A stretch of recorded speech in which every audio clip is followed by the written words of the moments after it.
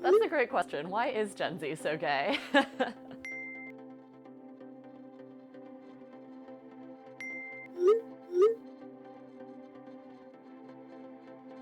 think I would describe Gen Z as a really dynamic, engaged, and also aware generation. I think people are really plugged into what's going on in the world and how they can make a difference of that.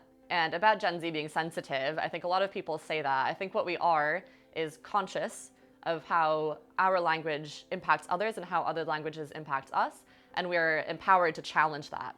And we get called sensitive when people don't like being challenged on that, but I think it's a really beautiful and powerful thing. I think Gen Z's biggest influences are obviously internet culture, but in a good way, all the creativity and just freedom that comes with that. I think we're really influenced, by activism and what's going on in the world, people advocating for queer and trans rights, for to fight climate change.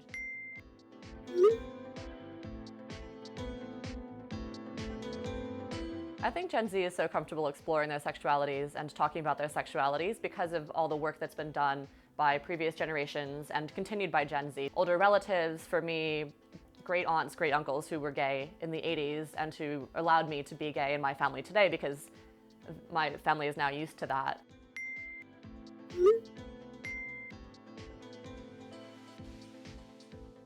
A few years ago, I met people who use they, them pronouns for the first time, and it was on a trans rights campaign, and I'd never heard it before. They use a variety of pronouns such as she, they, he, they, even new pronouns like they or z. And I know for me, I recently started using she and they pronouns, even though I always just use she, her, because I was just like, yeah, this feels better to me somehow. This conveys more aspects of myself and my personality. Actually, being a woman isn't really relevant to me here. I just want to be a person for this interaction for this 1 second.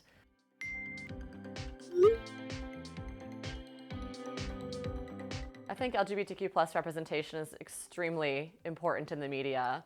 And I love the expression, you can't be what you can't see. And I think some people can. Some people are creatives and they push the boundaries. But for the rest of us, seeing a variety of stories represented in the media can really show people the possibilities.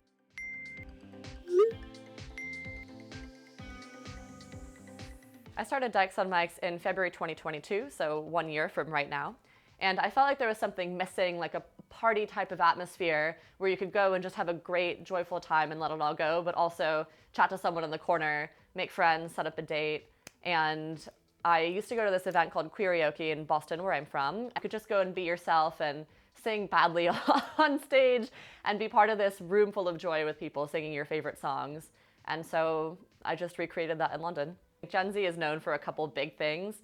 One of them is breaking the gender boundaries, and another is having outrageous fashion. And so when I see someone coming up on stage in like sequined bright pink mini skirt, like fuzzy feathery cowboy hat, and then a stick-on mustache, I'm like, yes, this is the upcoming generation. This is Gen Z on the stage.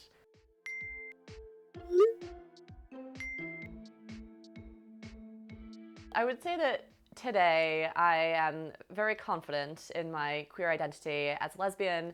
I'm very confident in the event that I run, Dykes on Mics, which has been amazing, and I'm very confident of my place in the community and my place in the world. And I remember when I was 19 and I came out because I had fallen head over heels in love with another counselor at my all-girls summer camp. I think the most important thing that's had an influence on me being part of the queer community is that people just don't really care about all the norms that we're told we're supposed to care about. They don't care if your armpits aren't shaved, and mine are definitely not. I was very self-conscious about the way I looked and presented in the world, and being part of the queer community has shown me people who are brave and just living their lives and who are accepting other people and being really active about telling them that who you are is okay and you can do that and you can do whatever you want. My necklace says Daddy using the Barbie logo and font script.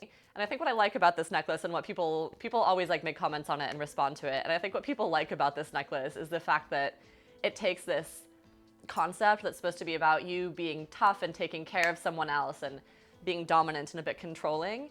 And it also refers back to something really, really girly, which is Barbie, and says that, yeah, actually we can be really silly about this. We can be a feminine daddy. We can be a karaoke daddy, which is what my housemate calls me. For LGBTQ plus people from Gen Z, I think the future is going to be stormy. Unfortunately, in the past few years, I've seen a lot of attacks against trans and non-binary and gender non-conforming members of our community, and that's been devastating. And we all cis trans, especially cis people and allies, need to stand up and say that this is not okay. It's not feminist, and we need to stop putting people through this.